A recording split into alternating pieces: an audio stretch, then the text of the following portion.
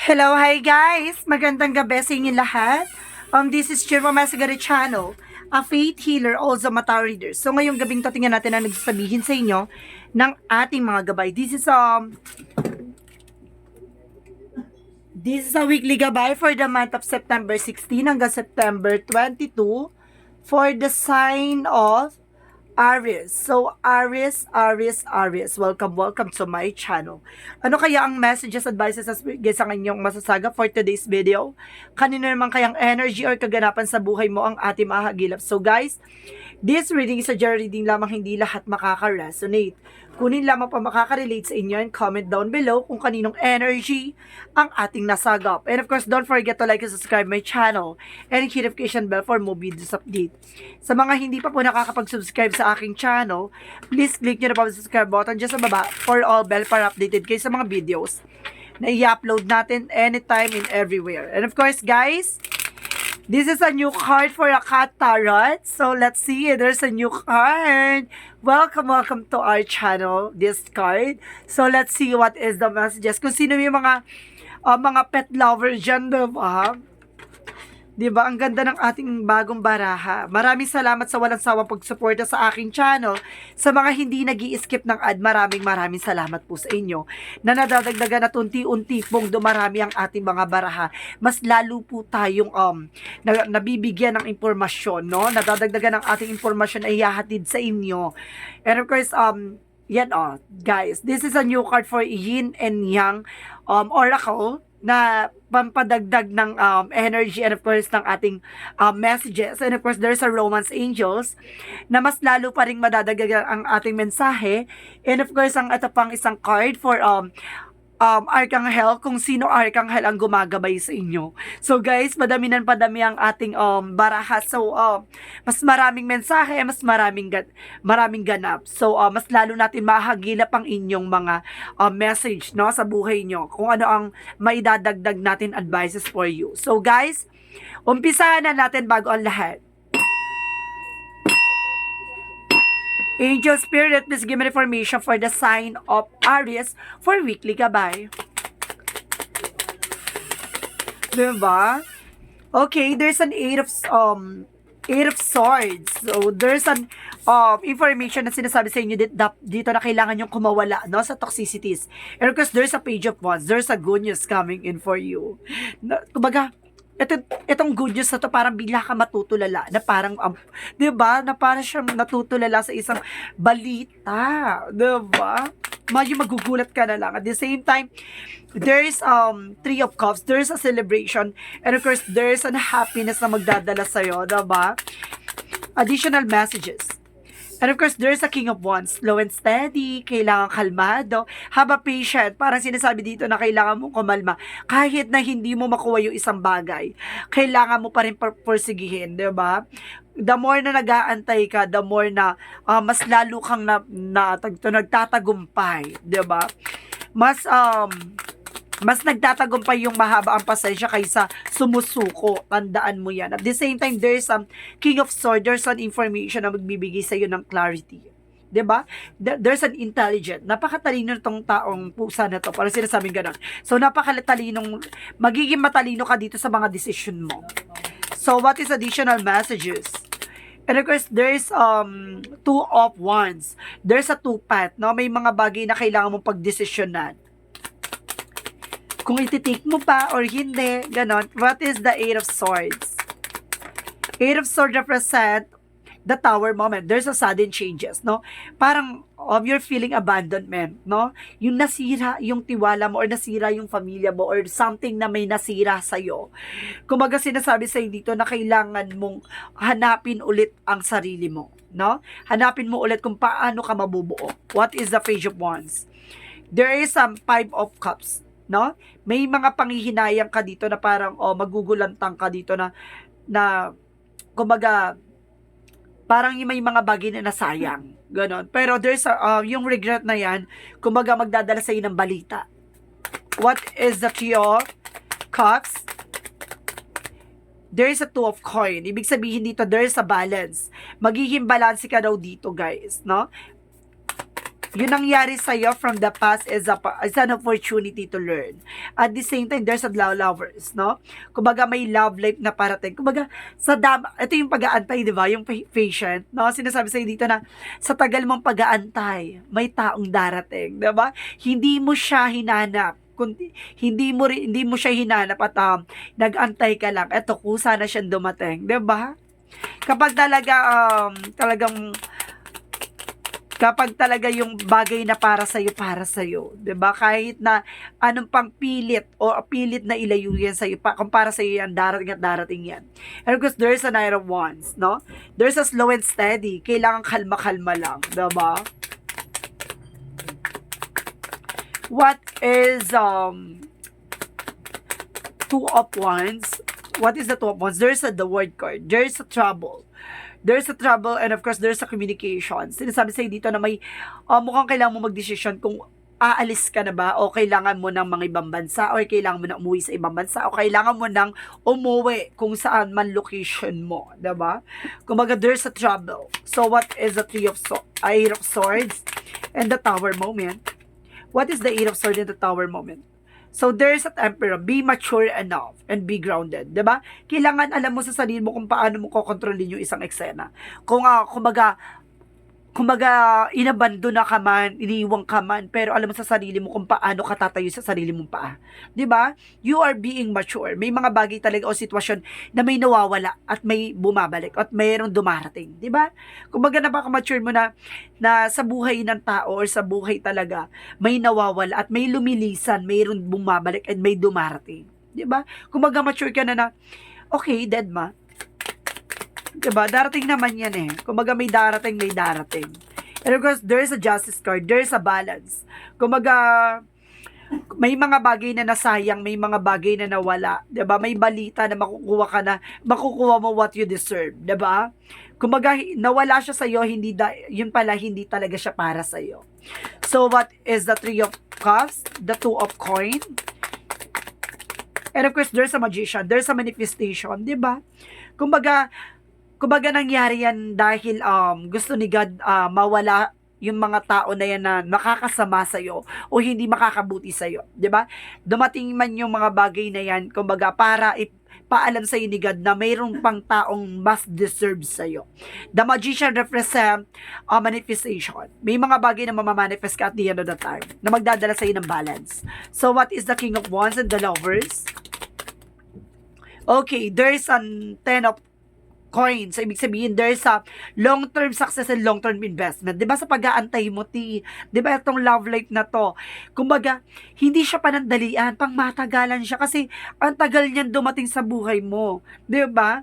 Kumbaga, huliman pero nakakahabol din. Parang gano'n. Kumbaga, sinasabi sa'yo dito na kumbaga, dumating tong taong to hindi dahil para subukin ka, hindi dahil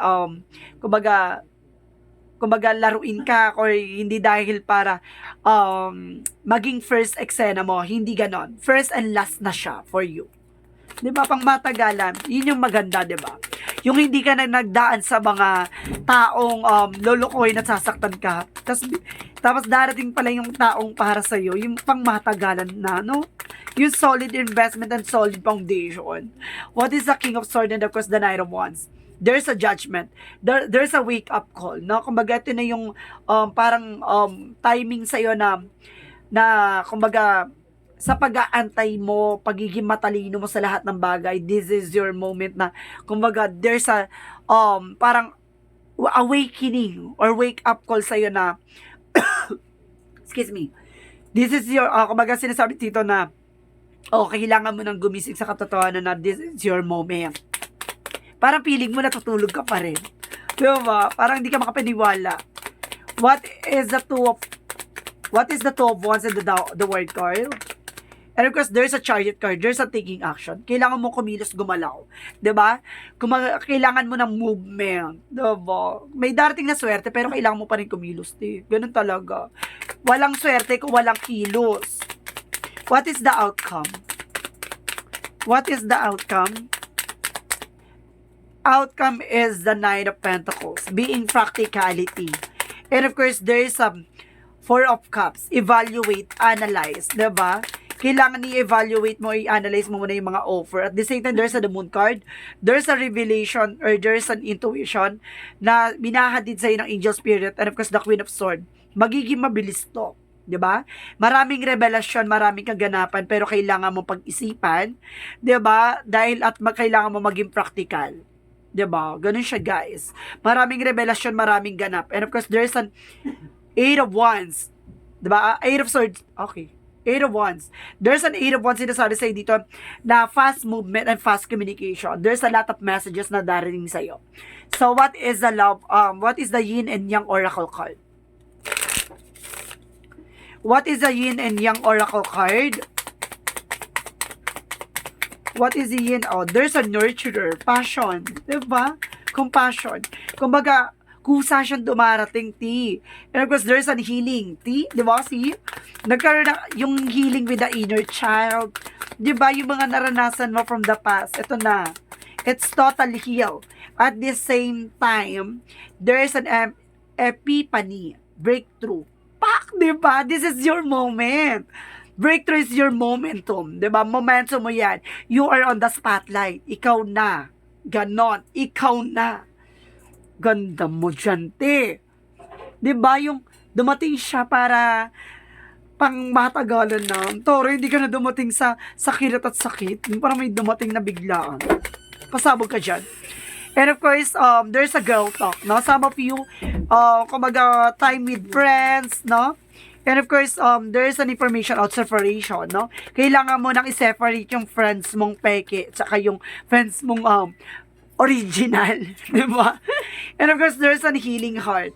Hihilom na ang puso mo. Hihilom na ang puso mo dito, guys. So, what is the romance angels?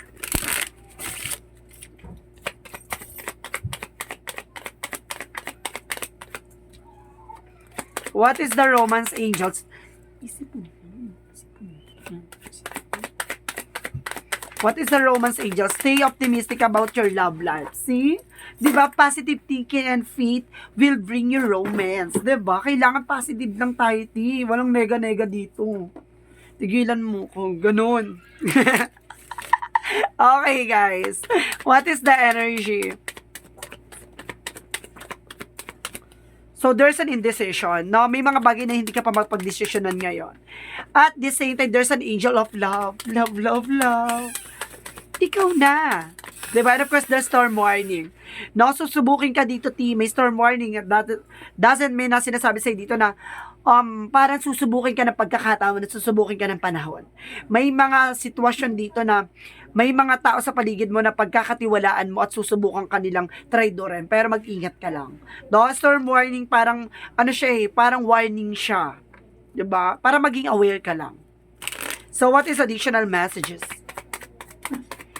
And of course, there's a regret, no? Kumbaga yung mga bagay na nangyari, dead man na tayo dyan kasi hindi mo na mababalik yan. And of course, there's an abundance. Diba? Doon na lang tayo sa abundance. Magiging masaya at maligaya ka sa feeling ng taong mahal mo. Oh, sabi. So, what is additional messages? And of course, there's a guardian. No? May guardian angel ka, T. At the same time, there's an autumn, harvest time. Abundance is coming. Pero, syempre, taking action. Kailangan mong kumilos, gumalaw. So, what is the chakra? What is the chakra? There's a perfection, na ba? Kumbaga, kailangan maiayos mo kung ano man yung mga bagay-bagay. And there's a destiny. Kaya pala. Diba? Life of a life. Ano to? Love life for a lifetime. At the same time, there's a wisdom. See? Enlightenment. Magkakaroon ka na kaliwanagan dito. Parang feeling mo sa sarili mo, napaka-linis-linis mo. Yung ganun. Diba? Parang walang bahid na, diba? Galit.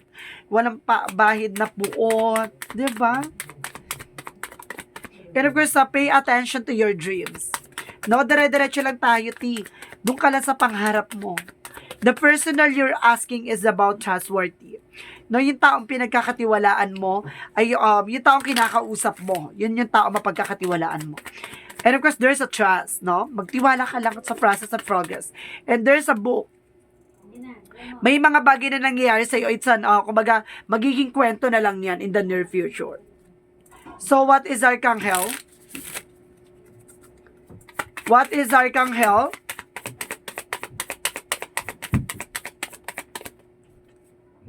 And of course, there's an Archangel Samuel. Choose harmonious responses, act with the wisdom and grace. Na kumbaga, mas piliin mong kumbaga, mas maging tahimik at mas magkaroon ng kapayapaan, 'di ba? Kaysa dun sa mga kumbaga, yung galit at buot, dead man na tayo dyan, kailangan mong maging positive, optimistic, no? Kumbaga, sinabi sa Archangel Samuel dito na binibigyan kanya ng kalinisan at kaayusan. At the same time, I am a pioneer. So, let's see. Independence and self-sufficiency are necessities to you. You are extremely capable in life and in a work and aren't afraid to take big risks to achieve the life you desire. So, ibig sabihin, hindi ka takot sumugal, hindi ka takot lumaban. So, handa kang damong harapin yung mga bagay-bagay, no? So, what is the Jesus loving quotes?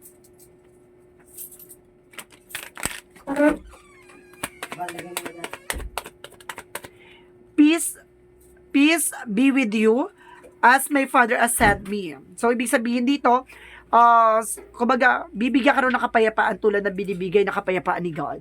And according to your faith being to you, depende na lang daw yan sa pananampalataya at paniniwala mo sa taas. So, what is the messages of life?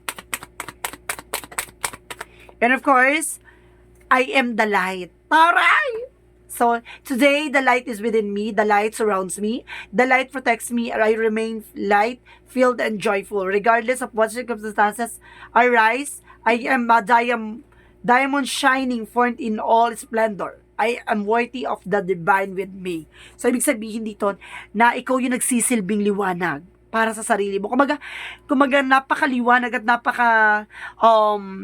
busilak ng puso mo inside and out. Alam mo sa sarili mo na wala kang tinatapakan tao, feeling mo ang gaang-gaang mo, hindi dead makasang kahit anumang uri ng negativity, 'di ba?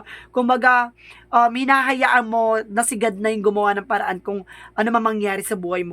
There's a destiny talaga. Inaalay mo talaga kung ano man ang mangyari. Ganon. Hinaalay mo in the nurture. Sinasabi lang sa'yo dito, aware, maging maingat, no? Pero ang sinasabi lang din sa'yo ng ating angel spirit, na may liwanag at may magandang bukas na nakalaan para sa'yo.